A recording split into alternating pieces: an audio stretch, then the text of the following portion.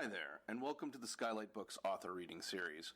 If you'd like to learn more about us and our many upcoming author events, please visit skylightbooks.com, where you can browse our inventory, buy books, and join our Friends with Benefits Club.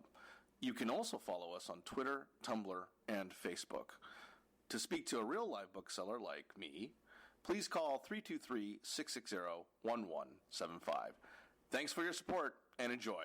This is so much fun, you guys. I'm a huge fan of You Must Remember This, and one of the most amazing things about this book that doesn't really happen all that often is that when you're reading it, it's Karina's voice in your head, right? Because you've already listened to like hundreds of hours of You Must Remember This. So reading the book is like another version of the episode.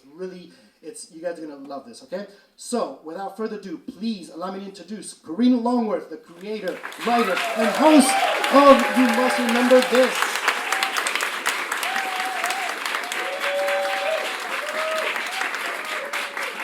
Hi. Hello. Hi. So I have created a little slideshow presentation for you guys. So I'm going to do that, and then Mark Olsen is going to come out, and we're going to have a little conversation. So, welcome to a presentation about seduction, sex, lies, and stardom in Howard Hughes' Hollywood, written by me, Karina Longworth. Seduction is a nearly 500-page book spanning most of the 20th century and featuring dozens of characters. Rather than read one portion of the book that only covers a couple of these characters, I've put together this presentation to introduce you to the 10 actresses whose stories of romantic and or professional relationships with Howard Hughes form the bulk of the book.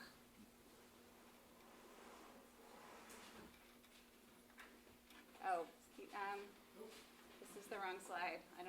Sorry, I don't know how this works. It just started going backwards. There we go. Okay, right, that's the yeah. correct one. All right, thank you. We'll start with Billie Dove, who is the first actress Hughes was known to have had a serious involvement with. Billie Dove was considered one of the most beautiful women in the world during the silent era. She was married to the director Irvin Willett, who was known for directing men's movies. As Billie put it, westerns and boat pictures. Willett frequently cast his wife in his movies, but these movies rarely had a role for an actress more substantial or interesting than that of a damsel in distress. Then Billie developed a relationship with a female director, Lois Weber, who directed Billie in 2 films, both of which were highly marketable romances which allowed Weber to use Billie Dove, the epitome of a glamorous Hollywood product, to critique the ways in which Hollywood spoke to women. These were Billie's favorite films of her career, and for the first time, they gave her the opportunity to really act. Billie divorced Willett and left the studio that had employed both she and her husband and signed a contract with Hughes. Hughes produced 2 Billie Dove movies, The Age for Love, which is lost and which was a major flop, and The Cock of the Air. A movie called The Cock of the Air was asking for a fight with the increasingly powerful censors. It was still the pre-code era, so Hughes got away with the title, and he got away with putting Dove in this costume, which looks a lot more risque in the movie. In fact, in the movie, it looks completely see-through and designed so that her boobs might fall out at any moment. The movie is basically about a CAD pilot who tries to have sex with Billie's character for the entire movie, and she teases him and holds out until he finally proposes marriage. This movie also bombed. Billie and Howard broke up almost immediately after. When Billie signed her career over to Hughes, he was the hottest young producer in town, thanks to Hell's Angels, a World War I aviation drama which he produced and directed. Hell's Angels had taken 3 years to make. The first 2 years it was a silent film, and then in 1929, Hughes decided to regroup and remake it as a talkie. He needed a new lead actress, because the one who had starred in the silent version had a heavy accent. He searched and searched, and then actor James Hall brought in an ex-girlfriend, then a 19-year-old unknown, for a screen test. No one was impressed with this test except for Hughes. he signed Jean Harlow to a long-term contract.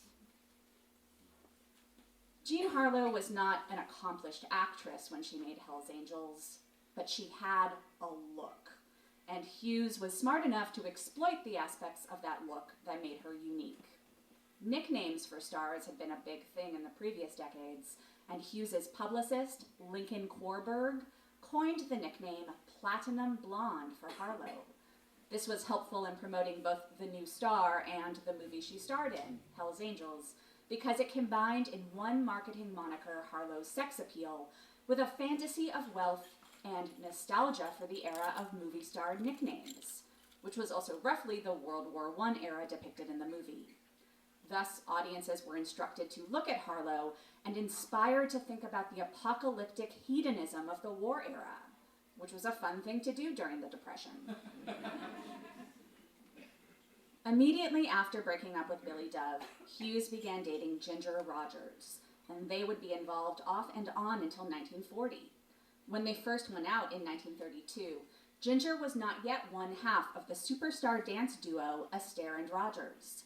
She was a divorcee, thanks to a short-lived marriage when she was 17, and was mostly playing tertiary roles in Busby Berkeley musicals. Over the 8 years that she was involved with Hughes, she would become a major star. In fact, the biggest female star at her studio, RKO. Her only rival for that position would be another actress involved with Hughes during this time. Katharine Hepburn made her first film, A Bill of Divorcement, at RKO in 1935, the same year as one of the most beloved Astaire and Rogers musicals, Top Hat. Hepburn was an instant sensation, and for the next 3 years, she and Rogers would battle for top position on the RKO lot. Rogers, like many female stars, looked up to Hepburn as a formidable actress and envied the fact that Hepburn was offered most of the best and challenging parts. Hepburn projected a sexuality that was unconventional, ambiguous, and daring, both on screen and off, and she was catty about the way that Rogers, quote, depended on her looks. Hepburn and Hughes were involved for several years in the mid-1930s, mostly during a period when her career was flagging. Her early burst of stardom came crashing down amidst a number of flops, including films that are now appreciated as classics, such as Bringing Up Baby, which lost an enormous amount of money when RKO first released it. So much that soon after, the studio released Hepburn from her contract. There has been much speculation about Hepburn's sexuality, speculation which began in the 1930s and continues today. What is very clear is that Hepburn encouraged reporting about her relationship with Hughes while it was happening, and later in her life, in addition to positioning Spencer Tracy as the great love of her life, she spoke extensively and almost graphically about her sex life with Hughes, who she described as the best lover she ever had.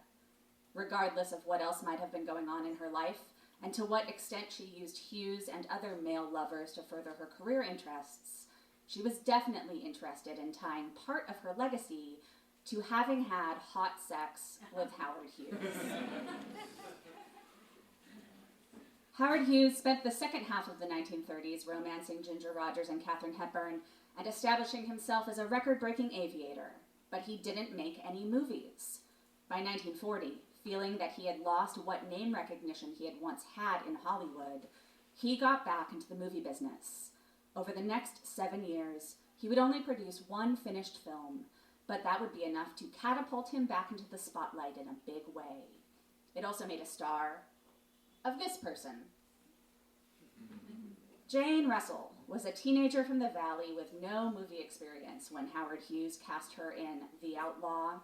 Thanks to his publicity machine, she would become internationally famous years before most people saw the movie, which Hughes held from release while calibrating its monumental marketing campaign, and then fighting over that marketing campaign with the censors.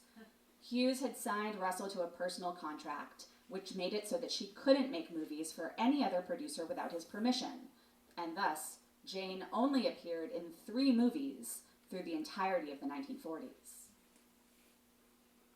But once Hughes bought RKO Studios, he was able to generate vehicles for Russell more regularly, and she made 2 particularly memorable films at the studio, His Kind of Woman and Macau, both of which co-starred Robert Mitchum. Mitchum was Hughes's favorite actor, and Russell was his favorite actress, and both represented his physical ideals for their respective genders. Speaking of Howard Hughes's feminine ideal, once Jane Russell became the anchor of his filmmaking life, Hughes began pursuing a number of women with extremely similar physical vital statistics. Raven hair, proportionately large chests, pillowy lips, and chiseled cheeks. This is Faith Domergue, a teenage Warner Brothers contract starlet who was brought to a party on Hughes's yacht by Johnny Meyer, a publicist/procurer who came to work for Hughes after having done similar work for Errol Flynn. The FBI kept tabs on Meyer, and they trusted a source who referred to Meyer as, quote, essentially a pimp, adding, flesh is all he knows.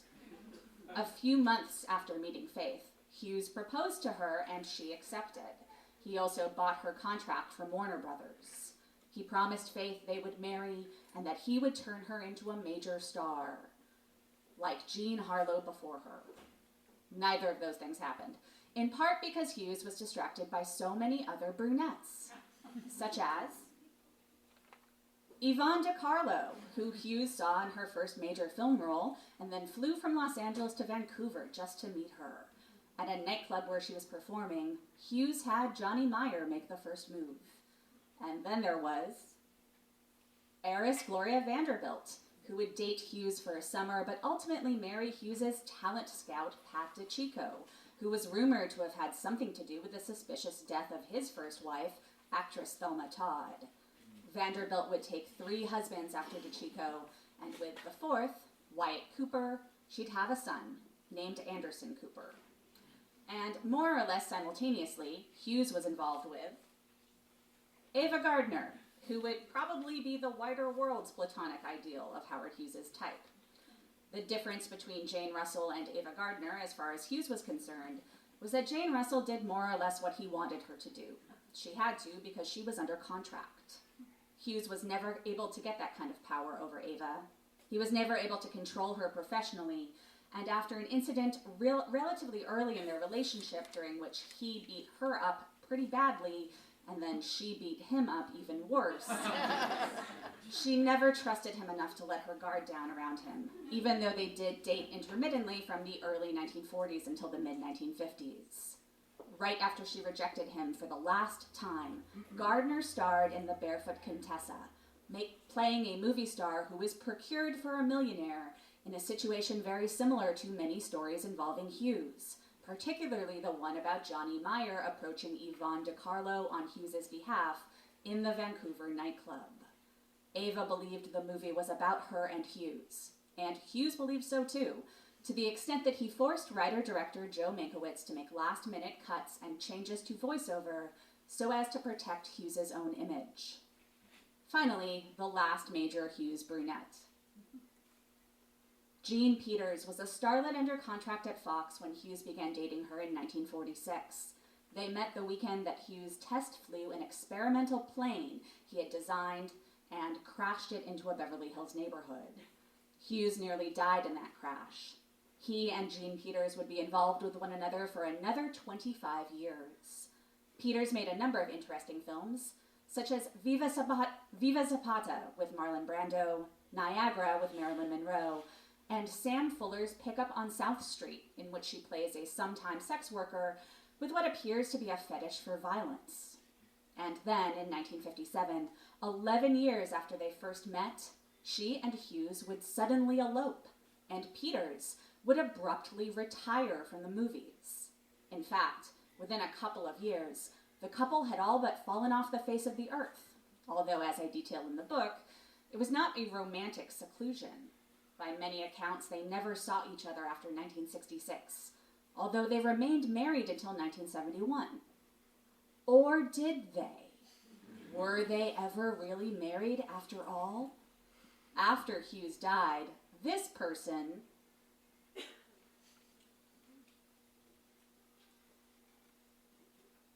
sorry, these slides are out of order. This person came forward and questioned the legality of Hughes's marriage to Peters. Terry Moore had been a child actress. She had been under contract to Fox at the same time as Jean Peters, and she had been nominated for a Best Supporting Actress Oscar for a film called Come Back, Little Sheba. She had also been romantically involved with Hughes at the same time as Jean Peters. That Terry had some kind of relationship with Hughes was widely reported during that relationship in the 1950s. But in the days after Hughes's death, Moore publicly claimed for the first time that she and Hughes had been secretly married on a boat in 1949. Because Hughes had not left behind a recent certified will, a battle ensued to determine his legitimate heirs. And Terry Moore inserted herself into this battle. She spent almost a decade trying to get a court to recognize her as Hughes's legitimate widow. And to find out what happened next, you're going to have to read the book.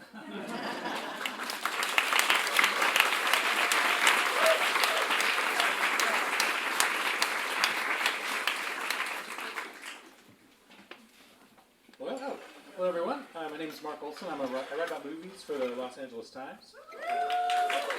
It's a real treat to be here. Thank you, Karina, for asking me to be here. Sure, thank you. So my first question is simply the title of the book, Howard Hughes's Hollywood, with the proper construction of the S'. Was that ever a conversation? Because now everybody does like the character saving S'. Yeah, that's what I did as well, and then my editor changed every single one. So, and I deferred to him because I don't know. And now, you did a season of the podcast that was called The Many Loves of Howard Hughes, and it wasn't really a season. It was more of an intermittent series. There was like 3 or 4 episodes sprinkled across a period of time. Well, did that provide to you, like, is that in fact sort of like the basis of the core of the book? Like, what to you is the relationship between the book and not even just those few shows, but like the podcast overall? Well, those podcast episodes were part of my book proposal, and it was sort of on a really small scale proof of concept for the book, but I scrapped the episodes when I wrote the book and did all new research. And now you also, right now, have a podcast season that is in fact related to the book, and it's, in some ways, you will describe it better than me, makes for its characters and people that sort of didn't get their full due in the book, and so it's a really, to me, interesting way of footnoting the book. Do you see it that way, and did you always kind of think there was going to be somehow the book and the podcast would tie together? Well, I knew I wanted to do something on the podcast that would sort of talk about the book without just copying it, because that's not really fair to anybody. It's not really fair to listeners, and it's not really fair to readers of the book. And so I just came up with this idea of, like, there are some actresses and some people in the book who come up on the periphery, but they don't get the full treatment that these actresses who are in my slideshow got, you know? Like, so that I think that this actress, Linda Darnell, is extremely fascinating, but she's just kind of in one anecdote in the book. And doing a podcast episode means that I get to talk about her whole movie career. And then there's been so much written about Hughes. There's been so many movie versions of Hughes. How did you sort of come to see there being like a hole, that there was a lane for you to get into as far as like there was something still to be said about Howard Hughes? Well, I was always kind of using Howard Hughes as like a bait and switch. I always thought of him as a Trojan horse, so that I could talk about 10 actresses, most of whom are either forgotten or no longer considered famous. If I had just pitched a book like, I want to write about 10 actresses, maybe now that would sell, but in 2015 when I did pitch this book, it wouldn't have. And so Howard Hughes became this thing where it could be the spine of the book, and it could provide some structuring information, and the fact that he arrives in Hollywood in 1925 and he basically leaves and starts to disappear at the end of the 50s, that is pretty much exactly what historians refer to as the classical Hollywood era. So that's just a really useful rubric for talking about this time when the studio system was rising to its peak and then falling apart. And he has a hand in so many of the different evolutions during that time as well. But now you talk about him very specifically as a master of publicity and the media, and I've never heard of him spoken about in that way before. How did you kind of land on this conception of what maybe Hughes's true gifts were? Well, it started by looking at the files that his publicist kept, which are kind of like the great untapped resources that have to do with Howard Hughes. There's files in Las Vegas that were kept by his publicist that he employed from the late 40s until the end of his life. There are files in Beverly Hills at the Academy Library from his first publicist, Lincoln Korberg, who was his publicist in the late 20s and the 1930s. And at UCLA, there are files from Russell Birdwell, who is the publicist who worked on The Outlaw and was responsible for shaping Jane Russell. So in those files, you can see like not only the press releases that they sent out, but the internal office memos where they're talking about how to sell these ideas and what message you want to get out there, and in some cases, what is the truth that we don't want to talk about. And so it just became really clear that this was happening behind the scenes. And I want to be sure to ask you just about the amount of research that you did. And I mean, is it difficult to gain access to those materials, like the different libraries and archives that you were going to? No. I mean, all of those things they're available. You just have to go to the place, and you have to basically stop your life for however long you can devote to go to these places, because, they keep very specific library hours. It's usually 9 to 4. And so you have to just really make the most of it and do it. And they all have different rules about what you can photocopy, what you can take pictures of, what you can scan. So that's the actual process of doing the research is difficult and very draining, but getting access is super easy. But now you came across a number of unpublished manuscripts and even memoirs of a lot of the people that you've focused on. I think Faith Dumergue, am I saying it correct? Dumergue. And then also, this one might have been published, the Frederica Sager-Moss that you did a recent podcast episode about. That was published, I think, in 1999, but it's not that easy to find, and for some reason people don't talk about it. But do you feel like finding those kind of materials, I mean, especially the Faith memoir, that just seems like such a goldmine of material. It's kind of incredible to me that stuff hasn't been published and hasn't been really used before as part of Hughes's story. Well, the Faith Dumergue manuscript, that is in Austin, Texas, and it's part of the many, many hundreds of boxes of files that were collected as part of these lawsuits over what would happen to Hughes's estate after he died, because he didn't leave behind a will. And it's very clear from, first of all, the manuscript as it exists in those files is incomplete. Like, it looks like the last few pages at least are missing. It basically cuts off as soon as she cuts Howard Hughes out of her life. And there's a post-it note on it that's basically like, we're not going to have any more trouble with Faith. And it just basically implies that the Hughes camp paid her to not publish that. So that's why that's there. I don't think it could be published, but you can quote from it. And can you talk more about Frederica Sager-Moss as well? Because I found her to just be a fascinating figure, because she's someone who came to Hollywood to be a screenwriter, and the next thing you know, she's basically being asked to be sitting on men's laps at after-hours parties, and you get a sense of how much the machinery of Hollywood of that period thwarted a woman like her in just trying to write movies for the screen.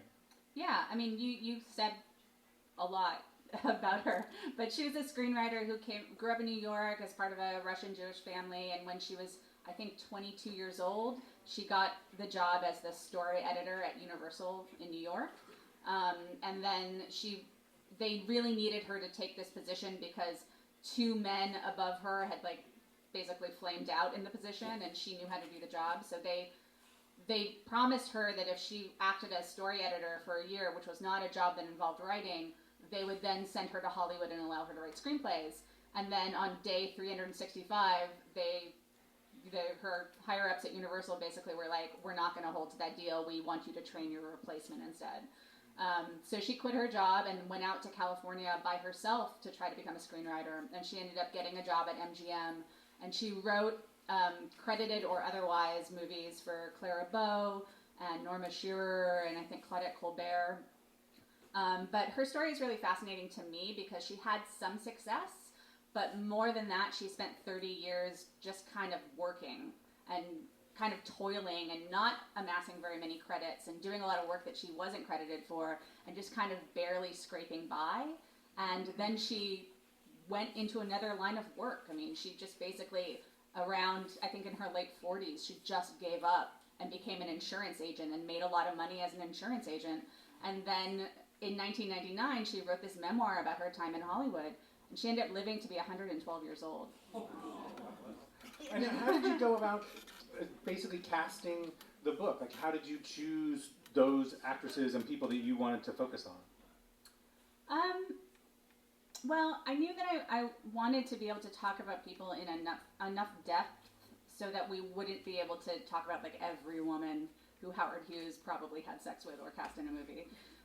So I was going to have to narrow it down, and I honestly mostly picked the actresses that I was the most interested in, the ones where I thought they had a substantial enough relationship either with Hughes or played a substantial enough role in his career.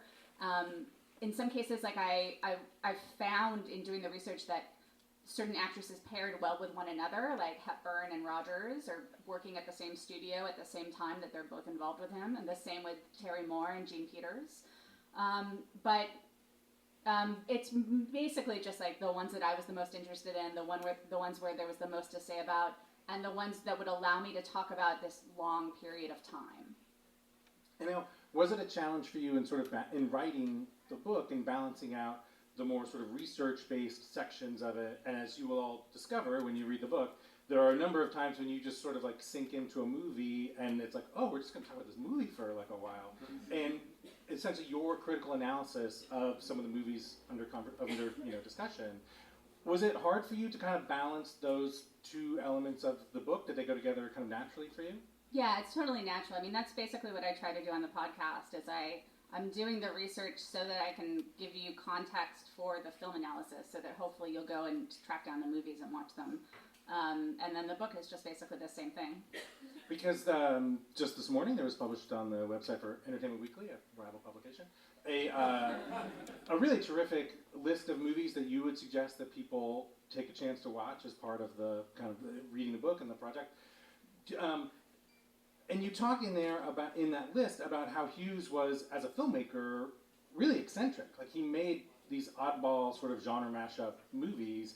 And was that something you feel like you discovered in the course of your research? Was like what the sort of identity of Hughes as a director and a producer was? Well, I don't think he had much of an identity as a director beyond like boobs. Those were kind of his signature of the two films he directed. As a producer, I think it was a little bit of like an idiot savant. Like, he had very specific ideas of what he wanted to see on screen, and he wouldn't take no for an answer. And so that's how you get a movie like His Kind of Woman, which is a film noir that's also sort of a meta movie, that's also a comedy, that's also like an adventure movie that has weird sex stuff in it, then like Vincent Price playing a comic character who also has like a really heartfelt monologue about never having been in love. So... And there's a movie that's going to be screening at LACMA later this month called Caught, that you're going to be there for that. And you talk about how the movie's sort of like this weird revenge piece made by Max Ophuls before he leaves Hollywood to go back to Europe to make like the Earrings of Madame de and the Plaisir and Lola Montez. But that, and in that movie, there's a character played by Robert Ryan that's like obviously a fake Howard Hughes, but that none of the writing, like the reviews of the day, no one mentions this. And it seems to me like kind of incredible that nobody noticed that. Like, was that something that was a surprise to you, that people didn't notice it at the time? Well, honestly, I don't think the movie got a large enough release.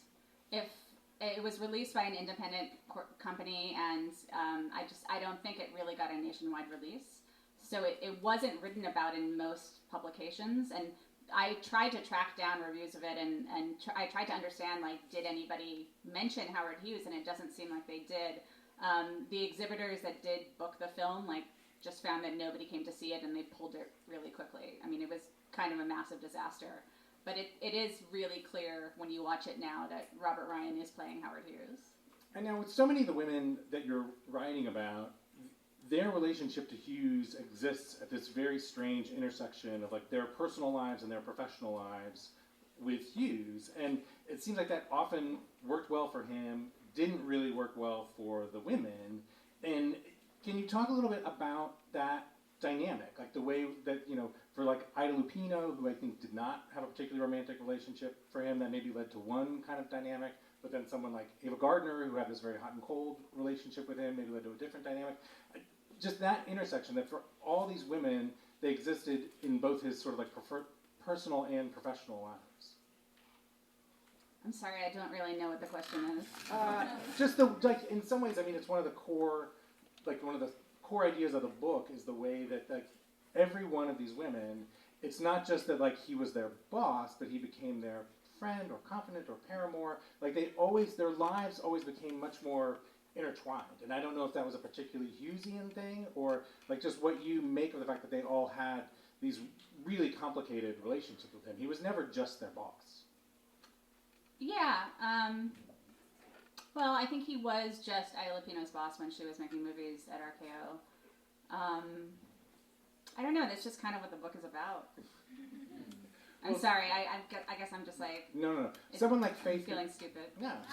Someone like Faith Demerge, like he strung her along for years, where like wouldn't marry her, also wouldn't put her in any movies, and did you take the step of kind of psychologizing either Hughes or Faith as to like what that dynamic was and why she would stay in a relationship like that, or what he was sort of doing to her and putting her through all that?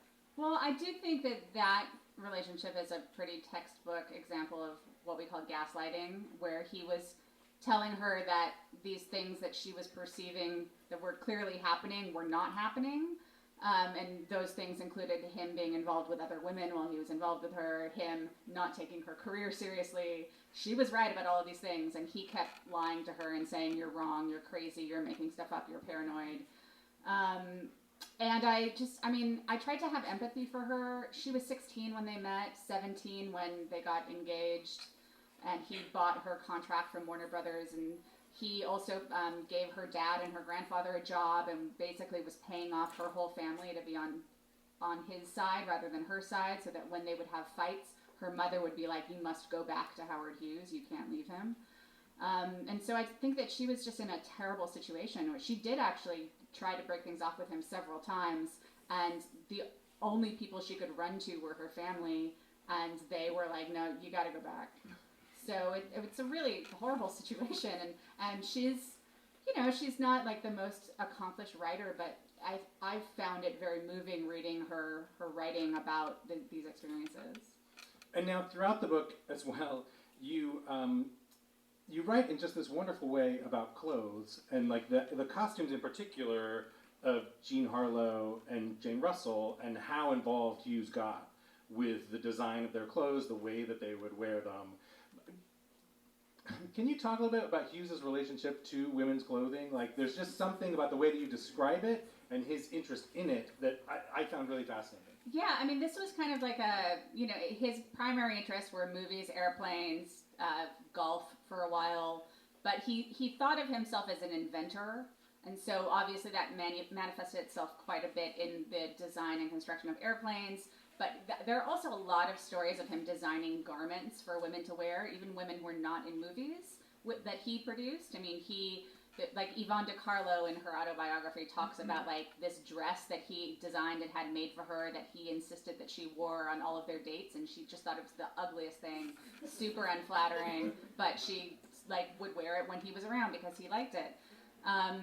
Yeah, I think it's sort of a little idiosyncrasy of his that he thought he was a good clothing designer, but what it manifests as in the movies is usually, again, just like how can we get what he referred to when talking about Jane Russell, how can we get more production out of her tits?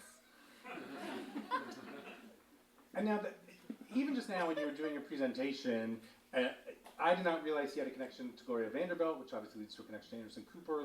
And in the book, there's a section about Roberto Rossellini and Ingrid Bergman and him being involved in the production of their film Stromboli. Were you ever surprised by just how many people his life touched? The fact that it seems like you can somehow tendril your way out to just about anybody, from like the middle period of the 20th century, and they have some connection to Hughes. Like at some point, what did you make of that? Yeah, it's pretty incredible. I mean, there's also like a lot of people who I never even mentioned in the book at all. I mean, there's nothing about Hedy Lamarr, who he was involved with to some extent, and definitely like gave her money for her inventions to like help her. Like Hedy Lamarr invented a technology that led to the modern Bluetooth, and Howard Hughes bankrolled her work on that. That's not in my book because there's just too much else to talk about. She definitely qualifies as one of the beautiful brunettes, though. Yeah, I don't know. I mean, you have to narrow it down somewhere, you know. And so I tried to narrow it down to making sure I was finding women who are representative of all the different things that I wanted to talk about. I know at a few points in the book, you kind of almost break out of the main narrative and you write in the first person to explain kind of your thinking, your methodology about like a particular part of the book, your approach to something. In particular, when you're talking about the sort of sexual identity of Katharine Hepburn, Cary Grant, and Hughes himself. Can you tell me about the decision to sort of like write at times in the first person and kind of explain yourself in that way, and especially why for that section in particular? I don't know that it was that conscious of a decision, and I honestly can't remember other times when I did it in the book, but in that case, I guess what I say is, what do I say in the first person? Well, you say like, you know, should have written the page down. You just kind of say that you explain the fact that you want to talk about like the fact that this is something a lot of people talk about with regards to the three of them. Mm-hmm. You personally don't think that it really matters what the sort of truth of it is. I guess what I was saying is that it's that I had chosen not to try to like spend a lot of time figuring out who dead people really had sex with, because I just felt like it was kind of a waste of time. There is like a kind of genre of book that is about proving that dead movie stars were gay, and I just didn't want this book to be doing that, because I also just, especially like increasingly over time, I just don't think it matters that much who Katharine Hepburn had sex with, like whether she had sex with women or men, or probably most likely both. I just feel like people are understanding more and more that sexual identity is fluid, and to write books in which it's a project is made of trying to out somebody, it feels like putting people in boxes in a weird way that I don't feel comfortable doing. And then one of the things that I found to be just a real treat in reading the book is just this simple Hollywoodness of the book itself. I mean, the early sections of it, there's these parties at the Alexandria Hotel, there's a lot of stuff that happens at the Ambassador Hotel, the Beverly Wilshire. Rupert Hughes, his uncle, has a home just around the corner from here on Los Feliz Boulevard. And inspired by Arabian Nights. And was that something you got a kick out of? Like, especially like if you're in some archive in Texas or wherever you were, and you're reading about stuff that's kind of taking place like in your neighborhood. Yeah, it's always fun to like come across an address and then look it up on Google Maps and see where it is and see if the thing is still there. And before we take some questions from the audience, I've got just one more question for you, which is kind of, I think, both with this book and the podcast and even your Meryl Streep book, I feel like there's kind of a larger project that you're pushing towards, that you're centering women's stories into the history of Hollywood in a way that they often have not allowed to be up until now. And would you agree with my assessment that that's kind of what you're on about? And do you think it's simply a matter of putting those stories into the history, or like they should have frankly already been there? Well, yeah, they definitely should have been there already. And it's kind of shocking the extent to which so much of film history is still kind of like this great man-centric thing. And so I can't say that it was like, that's why I got into this business. It's something that I sort of stumbled into over time and have just become more and more drawn to over time. But definitely now I feel like what I'm most interested in is telling the history of Hollywood from a female point of view. And we have some time for some questions from the audience. Yep, we got one right here in the front. Okay. Please meet you, Karina. Hollywood, podcast, a lot of it. I run a blog about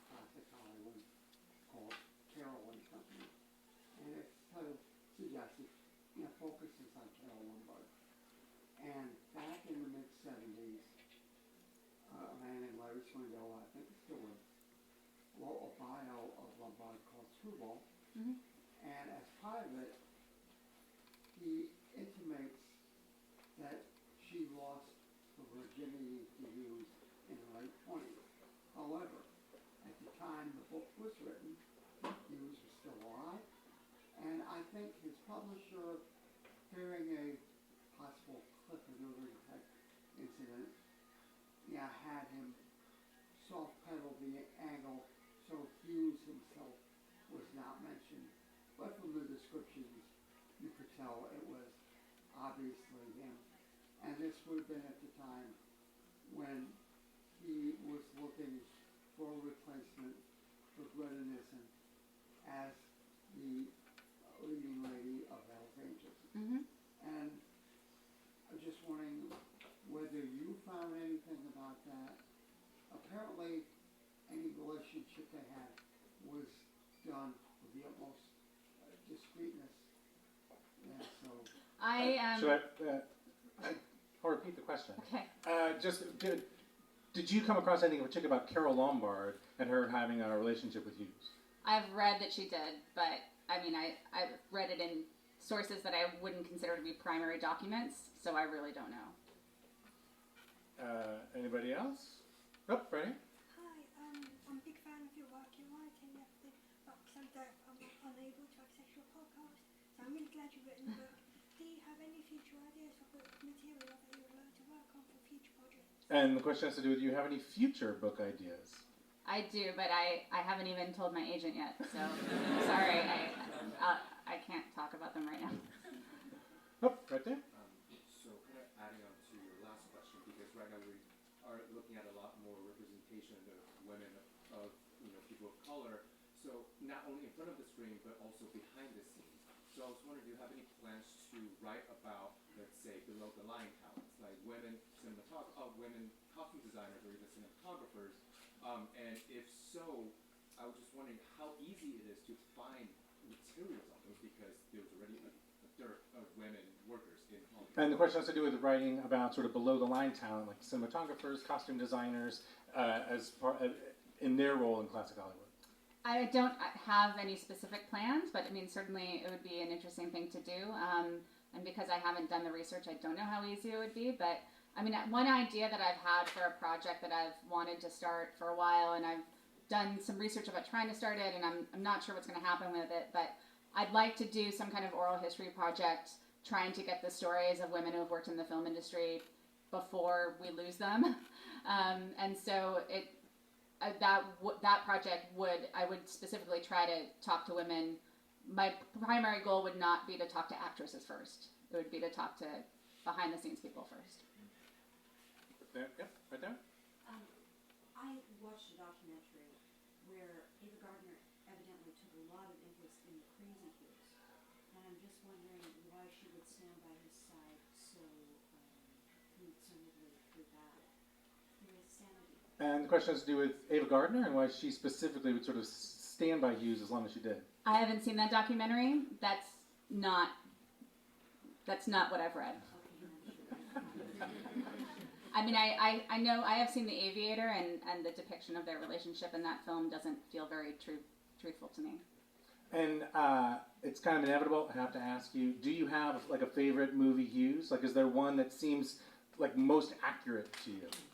Well, I never met the guy, but I will say that Rules Don't Apply came out while I was doing this research, and right after I had spent a lot of time in Austin reading telegrams that he had sent in the 1930s and reading these depositions that people gave, talking in great detail about his life and what he was like.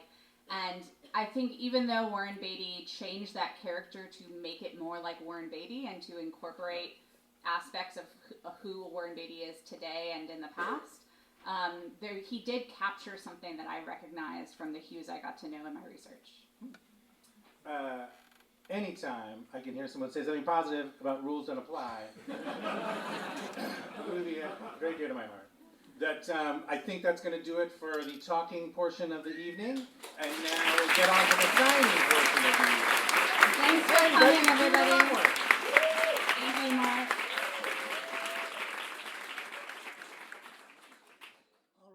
You've been listening to the Skylight Books author reading series. Don't forget, you can listen to this and all of our other great podcasts at skylightbooks.com. Thanks again for stopping by, and we hope to see you soon.